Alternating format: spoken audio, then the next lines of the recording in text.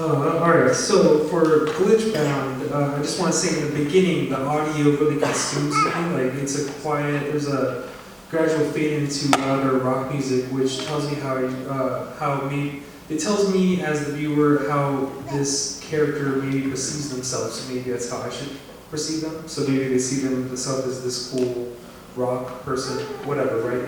Point is, the music with that fade in really like consumed me into that scene and gave me a profile of the character. And that's pretty impressive storytelling wise. Love the sound effects for the car, it seemed appropriate. And your transitions are pretty awesome and they push the story. So to have a transition be awesome and push the story is also really impressive. So whatever you did there, just keep doing that. A couple things that I felt could be polished. I like that word. That's what I said. So there's a lot of outside shots, and I love outside shots, but the issue with outside shots is you're going to need an ND filter, and I would look that up, and that would really bring some balance. So all your shots right now, all the whites are completely blown out, and that's because of the reflection of the sun without any type of covering between the thing you're shooting and your sensor. And then once you do that, you can easily just match your other shots, whether in the moment or in post-production to match those, so you can create a consistent kind of color grade and then kind of build up upon that once you get to that part.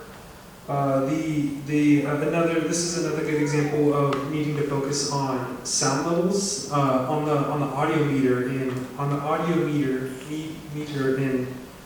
Adobe, which I saw is what y'all were using.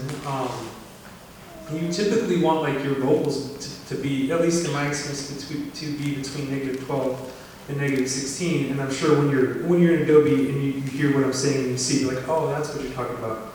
Yeah, that meter is really handy, because in that way, if you have your vocals between -12 and -16, then you know that you can have your background and ambient sounds even quieter, and then have the sound effects either at the same level as your vocal, or depending on how important that sound effects is, then it can be a little bit louder. But if you were to do that and then do some vocal isolation with high pass filter, that would really clean up your audio with just a few clicks in Adobe. And all this is Googleable, so it's great that y'all are Googling, because that's pretty much the only way it's one way to do it. And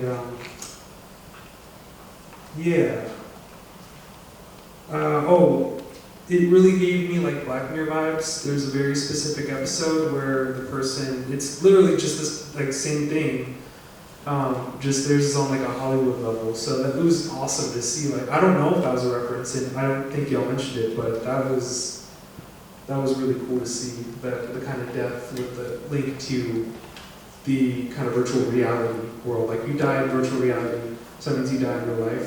That's kind of what it looked like. So that was pretty cool for storytelling.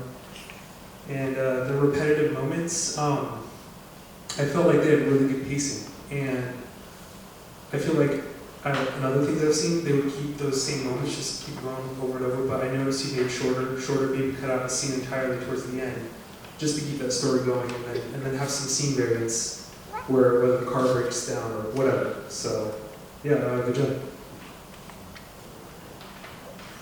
Yeah, I felt like a lot of the things that were flagged as strengths in the preamble were strengths.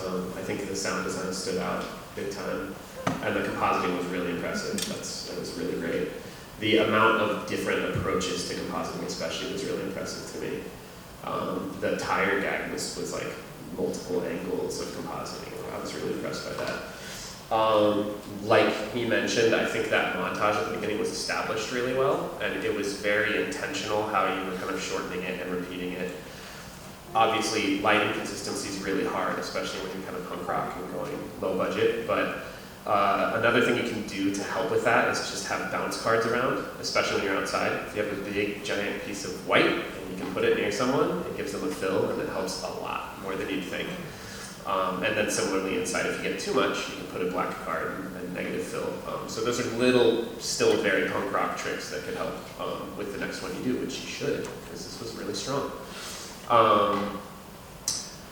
Sound the mix itself was one of the things that I think could be polished. The dialogue was a little low, the music was a little high, especially toward the end when we were getting that turn and they were abandoning him in the VR headset.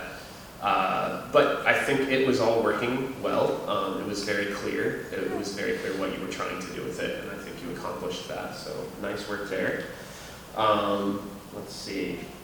Oh, one other thing I wanted to flag, I just thought it was really cool. I think the team dynamic came through really well in the conversation earlier. I could tell everybody gelled really well, so that was cool. It's cool to see. I think you make good stuff when you hang well. So applause for that.